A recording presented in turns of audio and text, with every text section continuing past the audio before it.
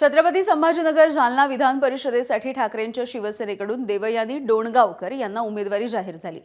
तर महायुतीकडून सुहास शिरसाट हे उमेदवार असतील। त्यामुळे भाजप विरुद्ध ठाकरेंची शिवसेना असा सामना रंगतोय। दरम्यान एमआयएमची आम्ही मदत मागू असं देवयानी डोणगावकर यांनी म्हटलंय। तसंच मला छुपी मदतही मिळेल आणि चमत्कार घडेल असंही त्या म्हणाल्या। पक्ष आणि आघाडीने मला मागच्या पंचवार्षिकच्या वेळेस जिल्हा परिषदेवर माझ्यावर विश्वास टाकला होता आणि त्यांनी अध्यक्षपदाची संधी दिली होती। त्या संधीचं नक्कीच चांगला सोनं करायचा प्रयत्न मी केलेला आहे। जास्तीत जास्त कामं करून जास्तीत जास्त पक्ष पोहोचवण्याचा प्रयत्न केलेला आहे। आजही पुन्हा संधी मिळालेली मला आघाडीकडून आणि पक्षाकडून।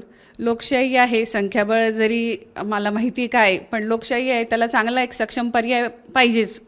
त्याच्यामुळे पक्षाने दिलेली नक्कीच मी कारवाई प्रयत्न करेल जास्तीत जास्त चोखपणे लढायचा।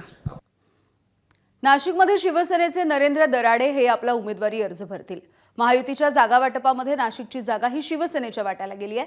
शिक्षण मंत्री दादा भुसे यांच्यासह युतीचे पदाधिकारी देखील या ठिकाणी पोहोचले। नाशिकच्या जागेवरून भाजप आणि शिवसेना यांच्यामध्ये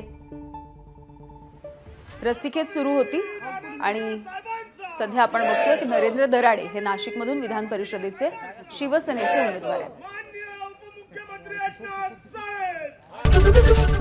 एबीपी माझा, उघडा डोळे बघा नीट।